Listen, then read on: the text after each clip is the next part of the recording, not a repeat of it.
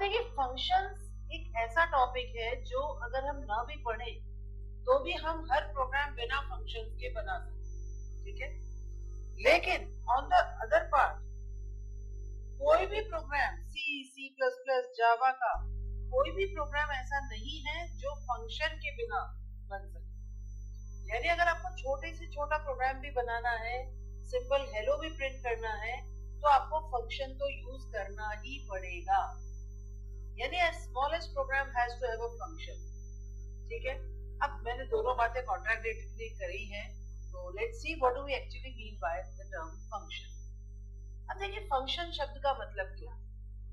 हमें किसी फंक्शन में जाना होता है, आज हमें वहां फंक्शन में जाना है, आज उनके लेडी संगीत का फंक्शन है, आज मेहंदी का फंक्शन है।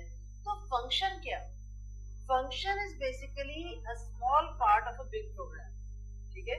शादी का प्रोग्राम है, उस बड़े प्रोग्राम का एक छोटा सा हिस्सा है मेहंदी सेरेमनी, उसका आज एक फंक्शन। तो function is basically a small part of a big program of a big application.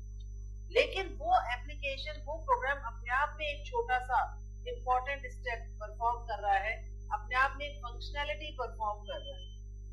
तो function is what? Function is a small module, function is a small program which is part of a bigger application. अब जब अपन किसी function में जाते हैं तो अपन वहां पर कुछ लेकर जाते हैं, कुछ बुके लेके जाते हैं, कुछ गिफ्ट्स लेके जाते हैं। फंक्शन में खाली हाथ तो जाते नहीं, तो we take some values with us when we go to a function and the function returns us something। या तो अपन यादें लेके आएंगे, या कुछ खा के आएंगे, या रिटर्न गिफ्ट लेके आएंगे। यानी functions accept some value and give you something in return। that is function के बारे में यहाँ पर एक बहुत बेसिक एग्जांपल से हमने 3 बातें बोली हैं। Function is a small module which is the part of a big application, ठीक है। Small module which is part of a big application, किसी बड़ी एप्लीकेशन का एक छोटा सा हिस्सा जो अपने आप में कुछ परफॉर्म कर रहा है, जो जिसकी अपने आप में एक फंक्शनैलिटी है, जो अपने आप में एक मेजर एक्टिविटी को परफॉर्म कर रहा है, तो that is called a function. Function accept certain values, accept some values. Function को हम कुछ वैल्यूज देते हैं, उनको अपन बोलते हैं arguments. The values given to the function, they are called arguments, and the function returns you something। function हमें कुछ लौटाता है, तो function returns you something and that is called a return value। तो ये तो हमने जनरल टर्म्स में कुछ बात करी कि फंक्शन क्या है। फंक्शन एक बड़ी एप्लीकेशन का हिस्सा है, ये आपसे कुछ वैल्यूज लेगा जिसको हम आर्ग्यूमेंट्स बोलेंगे, और ये हमें कुछ रिटर्न करेगा जिसको हम रिटर्न वैल्यू बोलेंगे। तो नाउ लेट्स सी कंप्यूटर में यहाँ पर फंक्शन का मतलब क्या। जैसे मान लीजिए हम कोई बड़ी एप्लीकेशन बना रहे हैं, उस एप्लीकेशन में हमें चेक करने की जरूरत पड़ रही है कि हमारा नंबर प्राइम नंबर है या नहीं। उस एप्लीकेशन में हमें बार बार कुछ चीजों को एक ऑर्नामेंटल तरीके से डिस्प्ले कराने की जरूरत पड़ रही है, ठीक है। तो हमें अपनी बड़ी एप्लीकेशन में बार बार किसी काम को रिपीट करने की जरूरत पड़ रही है। जैसे मैंने अपना कोड लिखा, अब मुझे उसमें कई जगहों पर प्राइम नंबर है या नहीं ये चेक करना पड़ रहा है, या स्क्वायर रूट है या नहीं ये निकालना पड़ रहा है। अब प्राइम नंबर है या नहीं ये अपने आप में 3-4 लाइन का कोड है, तो मैंने यहाँ पर 3-4 लाइन का कोड लिख दिया। अब मुझे कई जगह पर प्राइम नंबर निकालना पड़ रहा है, तो वही कोड मैंने दोबारा लिखा। फिर मुझे थोड़ी देर बाद फिर से प्राइम नंबर निकालना पड़ रहा है, तो वही कोड मैंने दोबारा लिख दिया, ठीक है। तो नॉर्मली भी मेरा प्रोग्राम मैं इस तरह से बना सकती हूँ कि मुझे किसी भी नंबर को चेक करना है और अपने कोड में 3 बार मुझे वो काम करना है। ये मैंने 10-10 लाइन का कोड जो कि चेक कर रहा है कि नंबर प्राइम है या नहीं, मैंने बार बार लिख दिया। अब अगर मैं यही काम क्या करूं कि जो प्राइम नंबर लिखने का कोड है ये मैंने एक बार बाहर कहीं लिख दिया, ठीक है। प्राइम नंबर का कोड है ये मैंने एक बार बाहर कहीं लिख दिया, और जहां पर भी मुझे इसकी जरूरत है वहां पर मैंने इसको यूज कर लिया। जहां पर भी मुझे इसकी जरूरत है वहां पर मैंने इसको यूज कर लिया। तो मुझे अब स्क्वायर रूट निकालना था तो मैंने यहाँ पर यूज कर लिया। ये प्राइम है यानी ये चेक करना था, मैंने यहाँ पर चेक कर लिया कि प्राइम जो भी नंबर मुझे चेक करना है मैंने वो नंबर इसको दे दिया, मुझे चेक करके बता देगा कि प्राइम है या नहीं। ऐसे थोड़ी देर बाद फिर मुझे चेक करना था, तो फिर से मैंने इसी मॉड्यूल को कॉल कर लिया। फिर मुझे चेक करना था, मैंने फिर से इसी मॉड्यूल को कॉल कर लिया। यहाँ पे मैंने कोई भी नंबर n दे दिया। ये मॉड्यूल मेरा क्या है, प्राइम, जो किसी भी नंबर को चेक करता है कि वो प्राइम है या नहीं। ये मॉड्यूल क्या है मेरा, प्राइम, जो किसी भी नंबर को चेक करेगा कि वो प्राइम है या नहीं। यानी मुझे अपने कोड में कई जब बार प्राइम नंबर है या नहीं ये चेक करना पड़ रहा था। तो उसका एक तरीका तो मैंने ये देखा कि मैं बार बार उसी कोड को रिपीट करके लिख दूं, और एक तरीका मैंने ये देखा जिसमें मैंने वो कोड एक बार बाहर लिख दिया और जहां जहां पर मुझे इसकी जरूरत है वहां वहां पर मैंने उसको कॉल कर लिया। जहां जहां पर मुझे इसकी जरूरत है वहां वहां पर मैंने इसको कॉल कर लिया। This is basically the concept of a function. Function आपके किसी बड़े प्रोग्राम का, ये हमारी मेजर एप्लीकेशन है, इस बड़े प्रोग्राम का एक छोटा सा मॉड्यूल जिसको कि हमने अलग से बना दिया, और जब हमें इसकी जरूरत है तब हमने इसको काम में ले लिया, इसको कॉल कर लिया। इसी को हम क्या कहते हैं, फंक्शन। अगर मैं फंक्शन यूज न भी करूं तो भी मैं प्रोग्राम तो ऐसा बना ही सकती थी ना, लेकिन ऐसे बनाने से नुकसान क्या है कि हमारे स्टेप्स रिपीट हो रहे। जो 10 स्टेप्स मैंने यहाँ लिखे वही 10 स्टेप्स मैं यहाँ पे लिख रही हूँ, वही 10 स्टेप्स मैं यहाँ पे लिख रही हूँ। लेकिन फंक्शन बनाने से क्या हुआ कि 10 स्टेप्स तो मैंने केवल एक बार लिखे, बाकी जगह पर मेरा एक एक लाइन लिखने से वो फंक्शन कॉल हो गई। तो अपने कोड का साइज छोटा हो गया।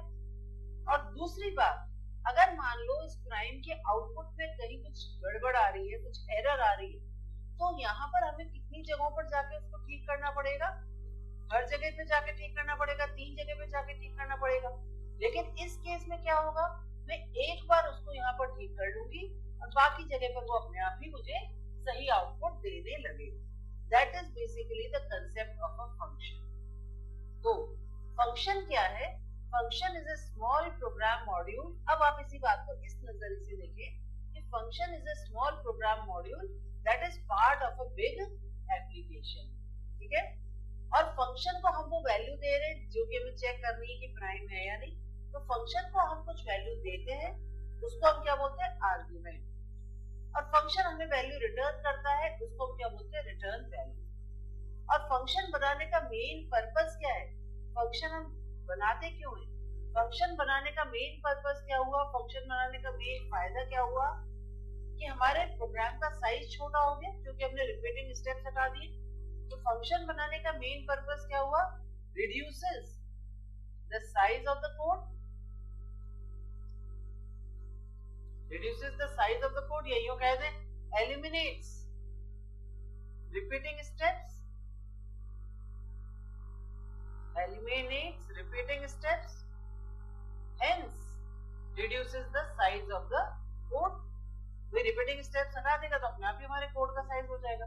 और दूसरा फायदा क्या है फंक्शन बनाने का, makes debugging easier, makes debugging easier। यानी फंक्शन बनाने का दूसरा फायदा यह है कि जो एरर्स अगर आती हैं तो यहाँ पर हमें 10 जगह पे जाके ठीक करनी पड़ रही थी, यहाँ पर हम उसको एक ही बार में ठीक कर सकते। तो प्रोग्राम को डीबग करना यानी प्रोग्राम को एरर्स, प्रोग्राम की एरर्स रिमूव करना फंक्शन के केस में आसान हो जाता है। तो these are the two main purpose of using a function. It eliminates repeating steps from the main application, hence reduces the size of the code. Second, it makes debugging easy. Function क्या है, function small program module है which is part of the big application। Small program module क्यों बोल रहे हैं, क्योंकि अगर हम चाहें कि केवल ही प्राइम अलग से एग्जीक्यूट हो जाए तो वैसा नहीं है, उसको मुझे किसी मेन प्रोग्राम में कॉल करना पड़ेगा। ठीक है, तो इसीलिए वो पूरा प्रोग्राम नहीं है, वो प्रोग्राम मॉड्यूल है। ठीक है, और फंक्शन को हम जो वैल्यू देते हैं उसको बोलते हैं आर्गुमेंट, फंक्शन हमें जो लौटाता है उसको बोलते हैं रिटर्न वैल्यू। तो that is the basic concept of a function. ठीक है, यहाँ तक क्लियर है बेटा, रीना आवाज आ रही है प्रॉपर?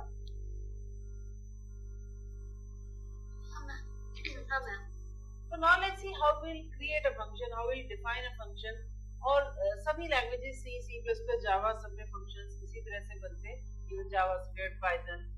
अब देखिए यहाँ पर हमने फंक्शन का एक एग्जांपल देखा कि किस तरह से हम अपने कोड में फंक्शन को काम में लेते हैं। तो यहाँ पर हमें दो चीजें दिख ही रही है। पहला ये मॉड्यूल जहां पर हमने फंक्शन डिफाइन किया है, और दूसरा ये जहां पर हमने फंक्शन को काम में लिया है। ठीक है, देख तो ये मॉड्यूल हो गया जहां पर हमने फंक्शन को डिफाइन किया, और दूसरा हमारा ये फंक्शन को बार बार काम में ले लिया। तो ये तो 2 स्टेप्स हो ही गए।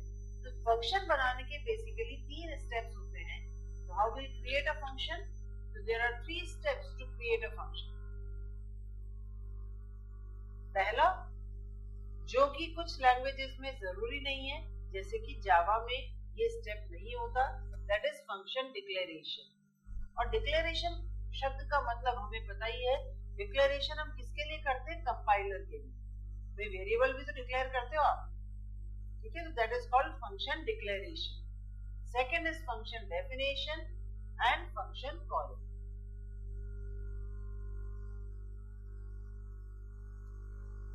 So these are the 3 basic steps to create a function: function declaration, function calling and function definition. ठीक है, declaration। अब आते हैं सबसे पहले फंक्शन डिक्लेरेशन पे। What do we actually mean by function declaration? Java में फंक्शन डिक्लेरेशन नहीं होता, C++ में हमें फंक्शन डिक्लेरेशन करना पड़ता है। फंक्शन डिक्लेरेशन क्या होता है? जैसा मैंने कहा कि फंक्शन को जो हम वैल्यू देते हैं, जैसे मुझे एवरेज निकालना है 2 नंबर्स का, तो मैं उसको 2 नंबर्स दूंगी ना जिनका मुझे एवरेज निकालना है।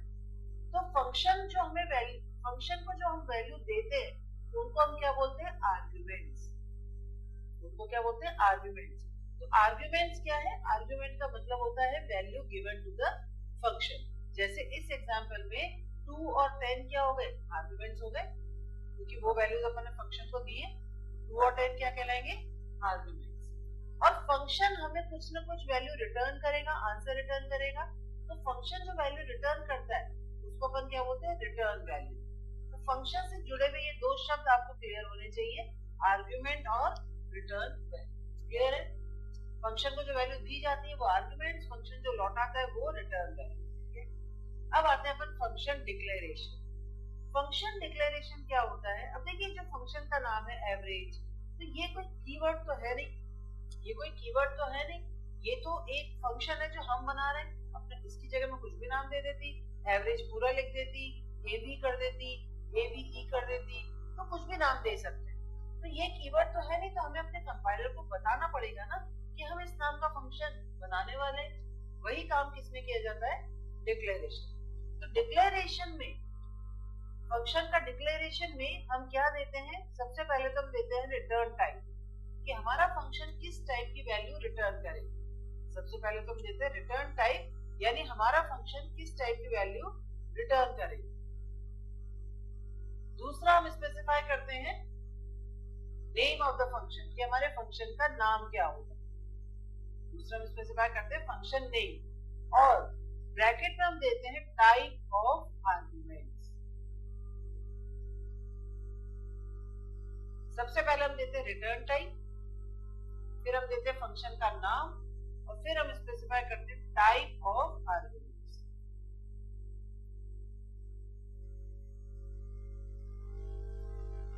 तो फंक्शन डिक्लेरेशन के 3 बेसिक स्टेप्स, फंक्शन डिक्लेरेशन के 3 बेसिक पार्ट। सबसे पहले रिटर्न टाइप, कि हमारा फंक्शन किस टाइप की वैल्यू रिटर्न करेगा। दूसरा, हमारे फंक्शन का नाम क्या होगा, और तीसरा, हम उसको किस टाइप की कितनी आर्ग्यूमेंट्स देंगे। जैसे हम ये अगर एवरेज के फंक्शन की बात करें, तो इस एवरेज फंक्शन का डिक्लेरेशन क्या होगा। अब इसका नाम तो हमने दे रखा है एवरेज, इसका नाम तो हमने दे दिया एवरेज। इसको हम कितनी आर्गुमेंट्स दे रहे हैं, कितनी वैल्यूज दे रहे हैं, 2 वैल्यूज दे रहे हैं इंटीजर टाइप की, 2 वैल्यूज दे रहे हैं इंटीजर टाइप की। अब 2 इंटीजर्स का एवरेज किस टाइप की वैल्यू रिटर्न करेगा हमें ये।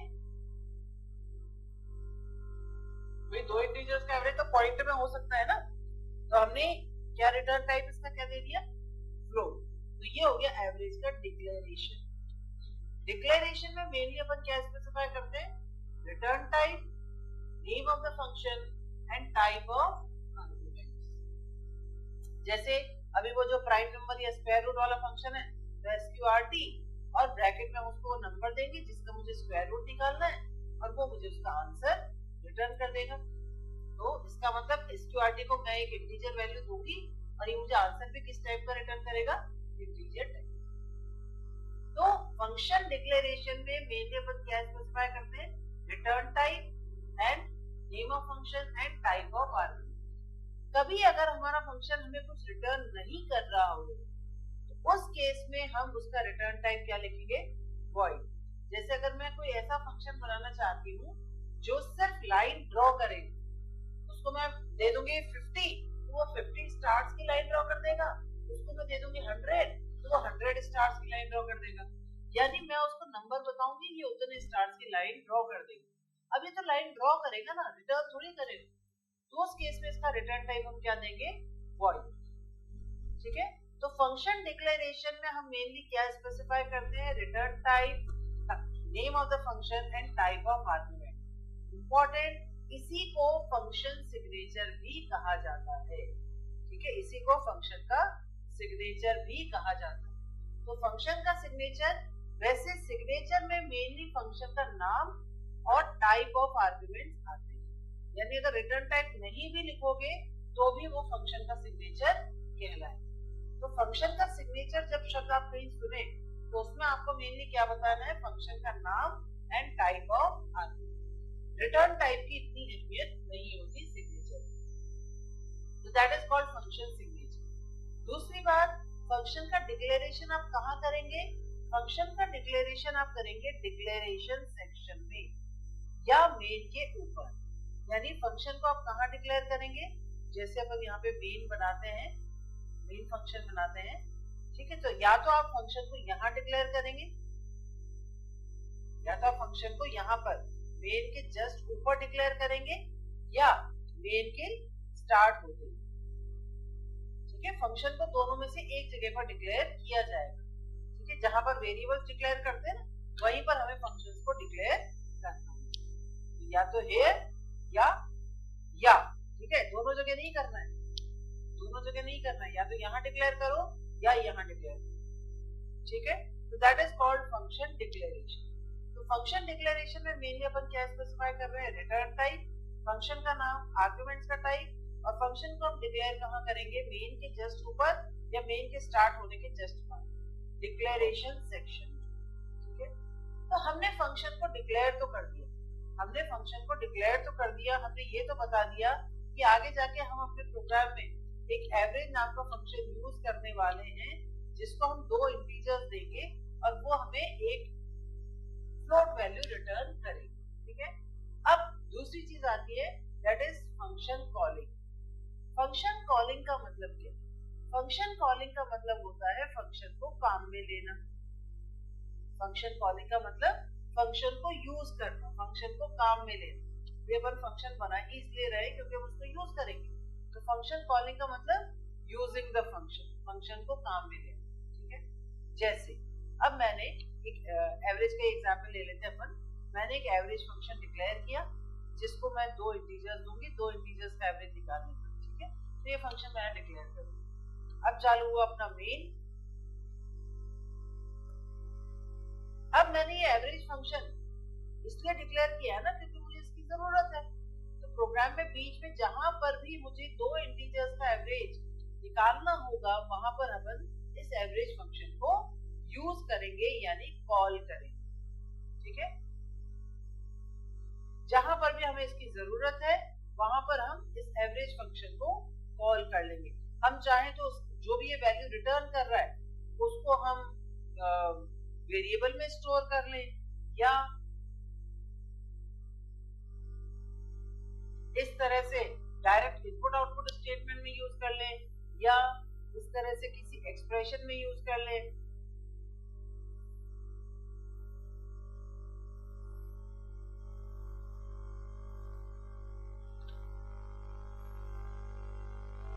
तो ये जो मैंने फंक्शन को काम में लिया है, ये जो मैंने फंक्शन को यूज किया है, this is called function calling. Function calling का मतलब यूजिंग द फंक्शन।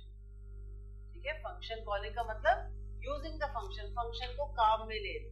ठीक है, तो फंक्शन को जब हम काम में लेना चाहते हैं तो उसके हम बोलते हैं फंक्शन कॉलिंग। जैसे यहाँ पर हमें 10 और 20 का एवरेज निकालना है तो हमने यहाँ पर फंक्शन को कॉल कर लिया। ठीक है, यहाँ पर हमें 2 और 5 का एवरेज निकाला तो यहाँ पर हमने फंक्शन को कॉल कर लिया। यहाँ पर हमें 7 और 4 का एवरेज निकालना है तो यहाँ पर मैंने फंक्शन को कॉल कर लिया। बात क्लियर है? कॉलिंग का मतलब फंक्शन को यूज करना या फंक्शन को काम में लेना। अब फंक्शन को काम में लेते समय अपन उसको वो एक्चुअल वैल्यूज देते हैं जिनका अपने को एवरेज निकालना है। जैसे मुझे यहाँ पर किसका एवरेज निकालना है, 10 और 20, ठीक है। यहाँ पर मुझे किसका एवरेज निकालना है, 2 और 5 का। तो ये जो अपन एक्चुअल वैल्यूज फंक्शन को देते हैं कॉल करते समय, उनको अपन क्या बोलते हैं, actual arguments. The values given at the time of calling are called actual arguments. Value जो कॉलिंग के समय दी जाती है उनको क्या बोला जाता है, एक्चुअल आर्गुमेंट्स, ठीक है। और एक्चुअल आर्गुमेंट जो हम दे रहे हैं वो कांस्टेंट भी हो सकती हैं, वो वेरिएबल भी हो सकती है। यानी actual arguments can be constant और वेरिएबल्स।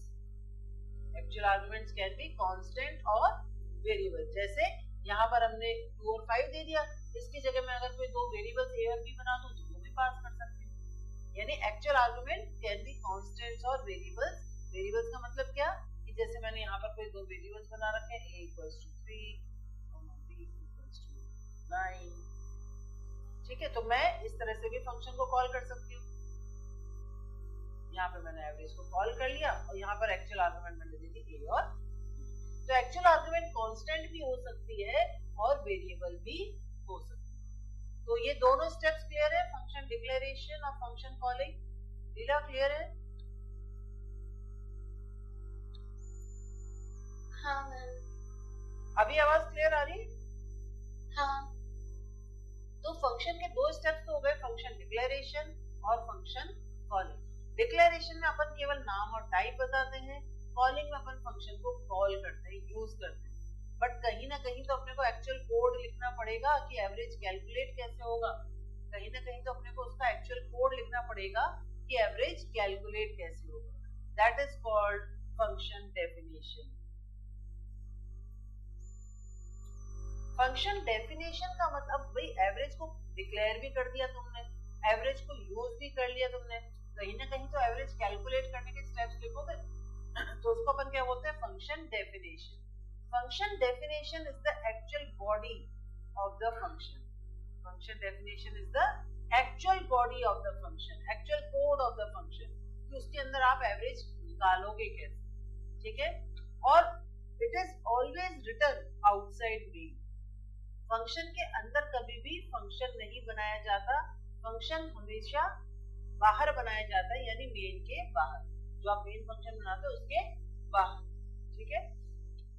तो अब देखिए इसी एवरेज को कंटिन्यू करते हैं। अब अपन ने यहाँ पर एक एवरेज नाम का फंक्शन डिक्लेयर किया था, जिसको कि अपन दो इंटीजर आर्गुमेंट दे रहे थे, ठीक है। फिर अपन ने मेन बनाया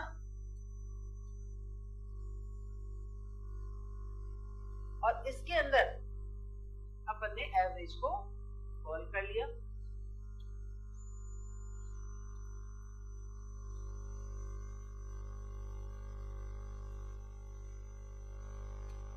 फ्लोट आंसर और एवरेज को कॉल कर लिया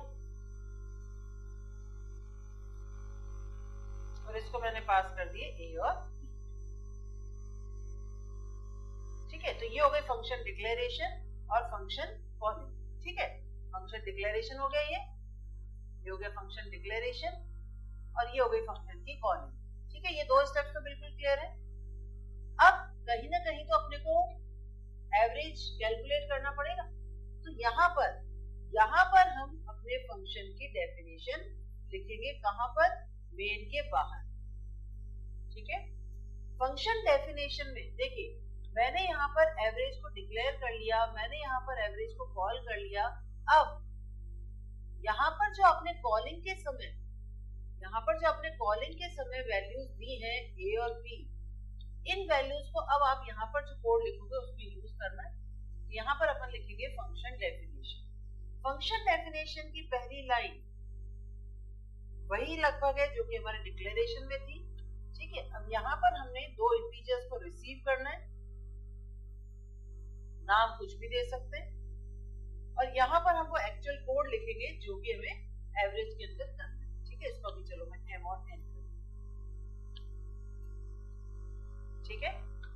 मुझे यहाँ पर किस टाइप की वैल्यू रिटर्न करनी है, फ्लोट, तो मैं उसी टाइप का एक वेरिएबल अंदर डिक्लेयर कर देती हूँ, ठीक है। अब इसको कैलकुलेट कर लूंगी, आंसर कितना हो जाएगा, जो वैल्यूज आपको आएंगी डिवाइडेड बाय 2, ठीक है। और फिर अब मैं क्या चाहती हूँ कि ये फंक्शन मुझे ये आंसर रिटर्न करे ताकि वो किसके अंदर चला जाए, F1। तो फंक्शन से अगर आपको कोई वैल्यू रिटर्न करवानी है तो उसके लिए हम क्या यूज करेंगे, रिटर्न स्टेटमेंट। फंक्शन से अगर आपको कोई वैल्यू रिटर्न करवानी है तो उसके लिए हम क्या यूज करेंगे, रिटर्न स्टेटमेंट, ठीक है। और ये हमारे फंक्शन का क्लोजिंग ब्रैकेट। तो that is simply the definition of your function, that is simply the definition of your function which will be written outside, ठीक है। तो this is step 1 declaration, this is calling and this is definition, ठीक है। अब यहाँ पर important बात देखिए, कॉलिंग के समय जो आपने यहाँ पर वैल्यूज दी हैं ए और बी, जिनको अपन ने क्या बोला, एक्चुअल आर्गुमेंट, ठीक है, वो ए और बी किस में रिसीव होगा, एम और एन में। तो ए की वैल्यू जाएगी एम में और बी की वैल्यू जाएगी एन में, तभी तो ये एवरेज सही कैलकुलेट हो पाएगा। तो जो आपने एक्चुअल आर्गुमेंट्स पास की हैं उनको रिसीव करने के लिए फंक्शन डेफिनेशन की, this is a function definition, function definition की जो पहली लाइन है उसमें उसी डेटा टाइप के रिसीविंग वेरिएबल्स हम डिक्लेयर करते हैं। फंक्शन डेफिनेशन की पहली लाइन को हम बोलते हैं फंक्शन हेडर। फंक्शन डेफिनेशन की पहली लाइन को हम क्या बोलते हैं, फंक्शन हेडर। और आपके एक्चुअल आर्गुमेंट्स को रिसीव करने के लिए जो सेम डेटा टाइप के वेरिएबल्स हमने डिक्लेयर किए उनको बोला जाता है रिसीविंग आर्गुमेंट्स या फॉर्मल आर्गुमेंट्स, उसको बोला जाता है रिसीविंग आर्गुमेंट्स या फॉर्मल आर्गुमेंट्स, ठीक है। यहाँ पर एक इंपॉर्टेंट लाइन में लिख रही हूँ, the values given at the time of calling, the values given at the time of calling यानी फंक्शन कॉल करते समय जो वैल्यूज हम देते हैं, the values given at the time of calling, क्या बोलते हैं उनको, कॉलिंग के समय जो वैल्यूज देते हैं उनको क्या बोलते हैं, एक्चुअल आर्गुमेंट्स। कॉलिंग के समय जो अपन वैल्यूज देते हैं they are called actual arguments. The values given at the time of calling are received in the variables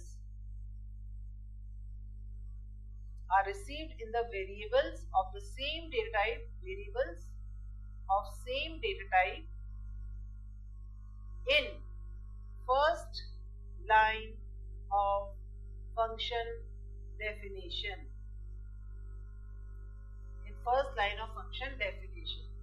these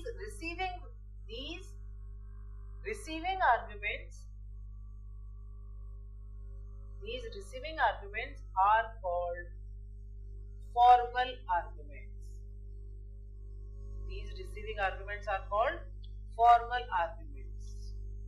क्या मतलब, the values given at the time of calling, ध्यान से समझें, कॉलिंग के समय जो वैल्यूज हमने दी हैं उनको रिसीव करने के लिए फंक्शन डेफिनेशन की पहली लाइन, जिसको अपन क्या बोलते हैं, फंक्शन हेडर, उसमें उसी डेटा टाइप के सेम वेरिएबल्स हम डिक्लेयर कर देते हैं। मतलब यहाँ पर इंटीजर पास कर रहे हैं या हमने डिक्लेरेशन में इंटीजर लिखा है तो उसी डेटा टाइप के हमने यहाँ पर वेरिएबल डिक्लेयर कर दिया। तो इससे क्या होगा, जो कॉलिंग के समय आप वैल्यू दे रहे हो वो यहाँ पर रिसीव हो जाएगी। और ये जो रिसीविंग वेरिएबल्स हैं ये क्या कहलाते हैं, फॉर्मल आर्गुमेंट्स, ठीक है। और फंक्शन के अंदर हमने क्या डिक्लेयर करी है, फॉर्मल आर्गुमेंट्स, ठीक है। और फॉर्मल आर्गुमेंट जो होती है, formal arguments are the copy of actual argument, यानी आपकी एक्चुअल आर्गुमेंट की जो वैल्यूज हैं वो फॉर्मल आर्गुमेंट में कॉपी हो जाती है। ये वाली बात क्लियर है, formal arguments are the copy of actual arguments, ठीक है। फॉर्मल आर्गुमेंट एक्चुअल आर्गुमेंट की कॉपी होती है, ठीक है।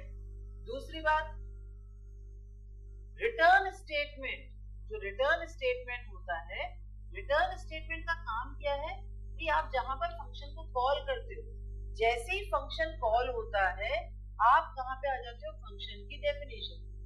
तो जैसे आपने फंक्शन को कॉल किया, आप कहाँ पे आ गए, फंक्शन की डेफिनेशन। अब वापस से आपको कॉलिंग की जगह पे जाना है, तो उसके लिए रिटर्न स्टेटमेंट यूज किया जाता है। तो return statement transfers the control back to the place of calling. Return statement is used to transfer the control back to the place of calling, यानी जहां पर आपने फंक्शन को कॉल किया है वापस वहीं पर अपना कंट्रोल भेज देता है। It can also written at most, very important, at most a single value, यानी मैंने बोला है at most, ज्यादा से ज्यादा ये एक वैल्यू रिटर्न कर सकता है। it can at most a single value, it can also return at most a single value, यानी रिटर्न स्टेटमेंट से अपन एक वैल्यू रिटर्न भी करवा सकते हैं, जैसे यहाँ पर अपन क्या रिटर्न करवा रहे हैं, आंसर। ठीक है, तो पहली बात जो फॉर्मल आर्गुमेंट्स है वो एक्चुअल आर्गुमेंट्स की कॉपी होती हैं। दूसरी बात, फंक्शन से कोई भी वैल्यू अगर मुझे रिटर्न करवानी है तो उसके लिए हम क्या यूज करते हैं, रिटर्न स्टेटमेंट। रिटर्न स्टेटमेंट का मेन काम है फंक्शन से वापस से जहां पर उसको कॉल किया है वहां पर जाना, लेकिन उसके साथ अपन एक वैल्यू रिटर्न भी करवा सकते हैं। ठीक है, तो function can at most return a single value. तीसरी बात, फंक्शन के अंदर जो हम वेरिएबल्स डिक्लेयर करते हैं, फंक्शन के अंदर जो हम वेरिएबल्स डिक्लेयर करते हैं, variables declared inside the function are local to that function, are local to the function. क्या मतलब, the variables declared inside the function are local to that function, मतलब अपन उनको फंक्शन के बाहर यूज नहीं कर सकते। That is they cannot be used outside the function, they cannot be used outside the function। Function के अंदर जो हम वेरिएबल्स डिक्लेयर करते हैं वो उस फंक्शन के लोकल वेरिएबल्स होते हैं, यानी उनको आप फंक्शन के अंदर ही काम में ले सकते हो। जैसे यहाँ पर ये जो एग्जांपल है इसमें आंसर है, m है, n है, ये फंक्शन के अंदर ही यूज किए जा सकते हैं। आप ये सोचें कि मैं इनको यहाँ पर मेन में कहीं यूज कर लूं, यहाँ पर अगर आप आंसर को यूज करने की कोशिश करेंगे या m और n को यूज करने की कोशिश करेंगे तो एरर आ जाएगी। Variables declared inside the function are local to the function, that is they cannot be used outside the function. तो these are the basic 3 steps to create a function. ठीक है, एक बार आगे बढ़ने से पहले थोड़ा सा अपन एक एग्जांपल देखते हैं जिसमें अपन एक फंक्शन क्रिएट करेंगे और उसके बाद अपन लोकल और ग्लोबल की बात करेंगे। लोकल तो अभी अपन ने देखा कि अगर अपन फंक्शन के अंदर कोई वेरिएबल डिक्लेयर कर रहे हैं तो वो लोकल है, यानी वो केवल उस फंक्शन में ही यूज आ पाए। तो हम बात करेंगे लोकल और ग्लोबल की और स्टोरेज क्लासेस और कॉल बाय वैल्यू। ठीक है, तो ये नेक्स्ट टर्न पे करेंगे, लेकिन उससे पहले हम यहाँ पर थोड़ी सी बात करेंगे फंक्शन को यूज करने की। एक एग्जांपल देखते हैं जिसमें we will be using a function. ठीक है, now let's see a simple example to use a function. चलते हैं अपने C++ पे। अब आते हैं अपन एक सिंपल सा एवरेज का ही फंक्शन बनाएंगे। तो वही अपन सबसे पहले तो हेडर फाइल इंक्लूड कर ली हमने, इंक्लूड stdio.h। ठीक है, फिर हमने चालू किया मेन मेथड। अब बात कर रहे हैं अपन फंक्शन। तो हम यहाँ पर इस प्रोग्राम में क्या बनाना चाह रहे हैं, एक एवरेज नाम का फंक्शन। ठीक है, तो यहाँ पर हम एक एवरेज नाम का फंक्शन यूज करेंगे जो कि हमें एक फ्लोट वैल्यू रिटर्न करेगा और ये दो इंटीजर्स क्रिएट का एवरेज निकाल के हमें देगा, यानी हम इसको आर्गुमेंट के रूप में दो इंटीजर्स देंगे और ये मुझे फ्लोट के रूप में आंसर रिटर्न करेगा। देखो फंक्शन बनाने का ये जो अपन ने देखा था कि फंक्शन बनाने का फायदा क्या है।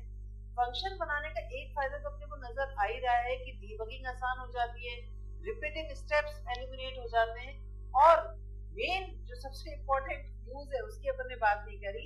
फंक्शन बनाने का सबसे इंपॉर्टेंट यूज है रीयूजेबिलिटी।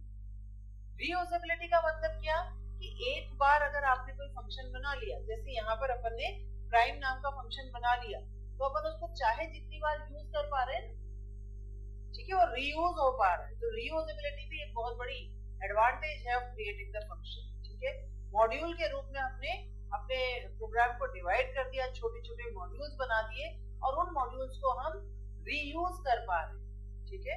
तो reusability is also an advantage of using a function. Modularization भी उसका पर्पस है, बाकी मॉड्यूलराइजेशन की वजह से क्या होता है, रीयूजेबिलिटी, ठीक है। तो हमने यहाँ पर एवरेज नाम का फंक्शन डिक्लेयर कर दिया। अब अपन मेन में आते हैं, इसमें मैंने कुछ वेरिएबल्स डिक्लेयर कर दिए। अब चूंकि हमारा फंक्शन फ्लोट टाइप की वैल्यू रिटर्न कर रहा है, तो फ्लोट टाइप का वेरिएबल भी डिक्लेयर कर दिया, ठीक है। अब अपन एवरेज को कॉल करते हैं।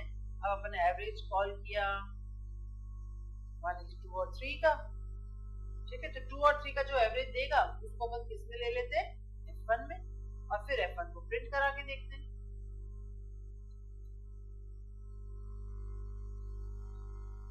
चूंकि फ्लोट टाइप की वैल्यू है तो %f कुछ मैसेज लिख देते हैं, आंसर इज, और जो भी हमारे फंक्शन f1 की वैल्यू को प्रिंट करा, ठीक है। ये तो एक बार कॉल कर लिया। अब ऐसा करते हैं, कुछ वैल्यूज दे देते हैं, i की वैल्यू ये दे दी, j की वैल्यू कुछ दे दी, और अब मैं i और j का एवरेज निकालती हूँ। तो f1 इक्वल्स टू एवरेज। अब की बार मैंने जो आर्गुमेंट दी वो क्या दी, वेरिएबल दी। जो एक्चुअल आर्गुमेंट है वो मैंने क्या दे दी, वेरिएबल दी, और फिर आंसर को फिर से प्रिंट करवा दी। तो यहाँ पर मैंने एवरेज नाम का फंक्शन डिक्लेयर किया और उसको कॉल किया। अब मुझे उसकी डेफिनेशन भी तो लिखनी पड़ेगी, मुझे उसकी डेफिनेशन भी तो लिखनी पड़ेगी, ठीक है। तो अब मुझे अगर उसकी डेफिनेशन लिखनी है तो वो कहाँ लिखेंगे हम मेन के नीचे भी लिख सकते हैं, मेन के ऊपर भी लिख सकते हैं। हाँ, फंक्शन की बॉडी भी तो लिखनी पड़ेगी, एक्चुअल कोड कहीं तो लिखेंगे कि भाई एवरेज कैलकुलेट कैसे होगा।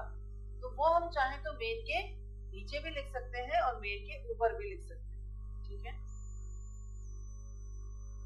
तो यहाँ पर अब हम फंक्शन को डिफाइन करते हैं, फ्लोट, एवरेज और रिसीविंग आर्गुमेंट्स, ठीक है, इंट p और इंट q।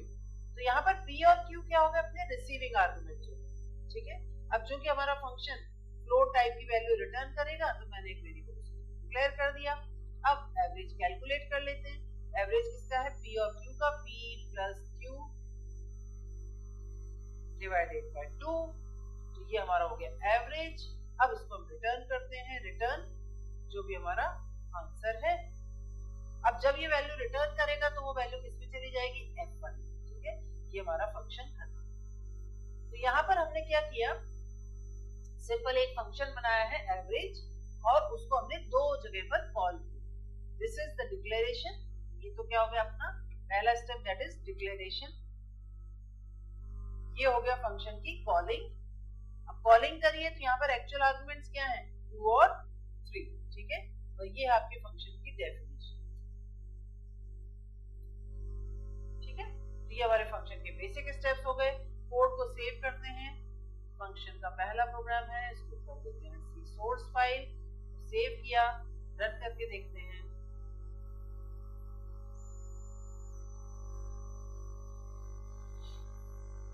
ठीक है, तो देखिए ये अपना पहली बार में उसने एवरेज निकाल दिया 2.5, पहली बार में उसने एवरेज निकाल दिया 2.5, दूसरी बार में उसने एवरेज निकाल दिया 3.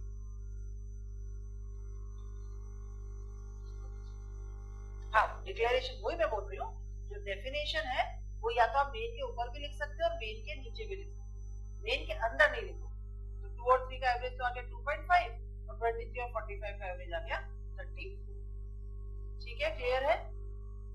अब ये जो डेफिनेशन है ये मैं चाहती तो मेन के जस्ट ऊपर भी लिख सकती हूँ। ठीक है, so that is the basic concept of using function, function declaration, function definition, function calling. Function एक बार बनाते हैं और हम उसको चाहे जितनी बार कॉल कर सकते हैं। ठीक है, function can be called any number of times. ठीक है, जो फंक्शन डिक्लेरेशन है वो एक ही बार होगी, फंक्शन जो डेफिनेशन है वो भी एक ही बार होगी, फंक्शन कॉलिंग हम चाहे जितनी बार कर सकते हैं। ठीक है, declaration is done only once, function definition is also done only once, लेकिन function calling any number of times, any times. ठीक है, फंक्शन डेफिनेशन को हम चाहे जितनी बार कॉल कर सकते हैं। ये वाली बात क्लियर है।